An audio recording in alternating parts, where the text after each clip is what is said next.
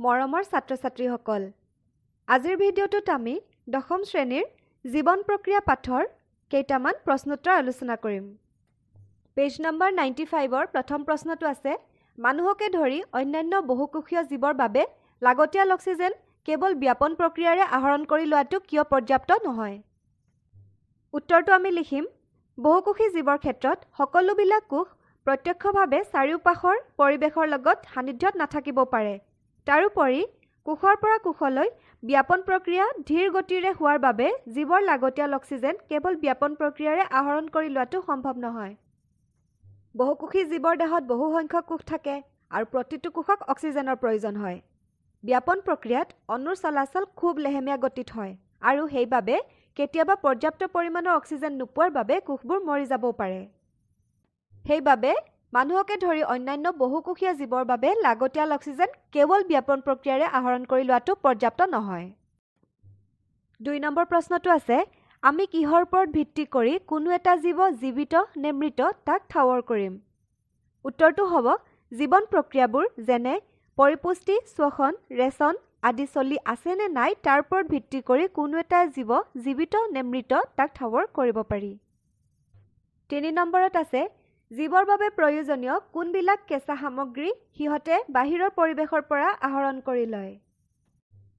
চৌপাশী জীৱবোৰে carbon ডাই oxide, পানী আৰু খনিজ লৱণ বাহিৰৰ পৰিৱেশৰ পৰা আহৰণ কৰে। আনহাতে পৰোপজী জীৱবোৰে অক্সিজেন, খাদ্য আদি বাহিৰৰ পৰিৱেশৰ পৰা আহৰণ কৰে। নেক্সট প্ৰশ্নটো আছে, জীৱৰ জীৱন বৰ্তি থাকিবলৈ তুমি কোনবিলাক প্ৰক্ৰিয়াক অতি প্ৰয়োজনীয় বুলি গণ্য কৰিবা? উত্তৰটো হ'ব, জীৱৰ জীৱন বৰ্তি থাকিবলৈ প্ৰয়োজনীয় প্ৰক্ৰিয়াসমূহ হ'ল শ্বসন, পৰিপুষ্টি, চলন, পৰিবহণ আৰু ৰেচন। পেজ নম্বৰ 101ৰ প্ৰথম প্ৰশ্নটো আছে, স্বপোষিত পুষ্টি আৰু পৰপোষিত পুষ্টিৰ মাজৰ পাৰ্থক্য কি কি? এতিয়া পাৰ্থক্যবোৰ লিখিবলৈ তোমালোকে দুটা কলম বনাই ল'বা। প্ৰথমটো পাৰ্থক্য আমি লিখিম, স্বপোষিত পুষ্টিৰ জীৱবোৰে নিজে নিজৰ খাদ্য প্ৰস্তুত কৰি লয়। আনহাতে পৰপোষিত পুষ্টিৰ জীৱবোৰে খাদ্যৰ বাবে প্ৰত্যক্ষ বা পৰোক্ষভাৱে স্বপোষিত জীৱৰ ওপৰত নিৰ্ভৰ কৰে। স্বপোষিত পুষ্টিত পত্ৰহৰিতৰ সহায়ত খাদ্য প্ৰস্তুত হয়, আনহাতে পৰপোষিত পুষ্টিত পত্ৰহৰিতৰ প্ৰয়োজন নহয়। স্বপোষিত পুষ্টিত কাৰ্বন ডাই অক্সাইড, পানী আৰু সূৰ্যৰ পোহৰ ব্যৱহাৰ কৰি খাদ্য প্ৰস্তুত হয়, আনহাতে পৰপোষিত পুষ্টিত কাৰ্বন ডাই অক্সাইড, পানী আৰু সূৰ্যৰ পোহৰ ব্যৱহাৰ কৰি খাদ্য প্ৰস্তুত কৰিব নোৱাৰি। স্বপোষী জীৱৰ উদাহৰণ সকলো ধৰণৰ সেউজীয়া উদ্ভিদ আৰু কিছুমান বেক্টেৰিয়া, আনহাতে পৰপোষী জীৱৰ উদাহৰণ ভেঁকুৰ আৰু প্ৰাণীসমূহ।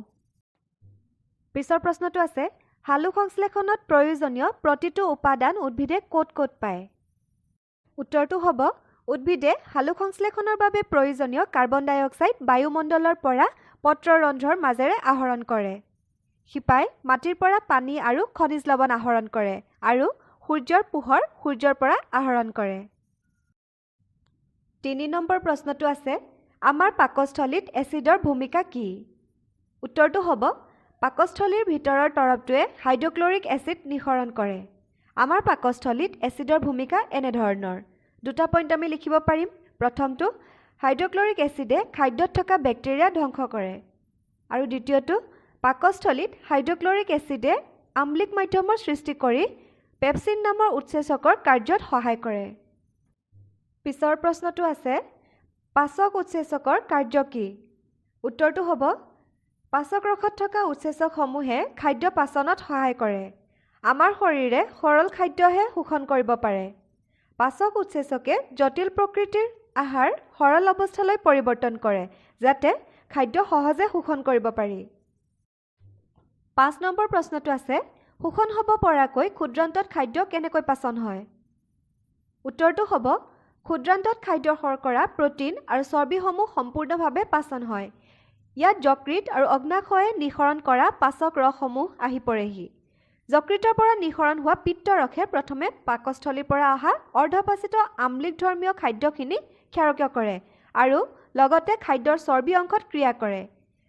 পিত্ত লৱণে চৰ্বি অণুসমূহ সৰল অণুলৈ ৰূপান্তৰ কৰে।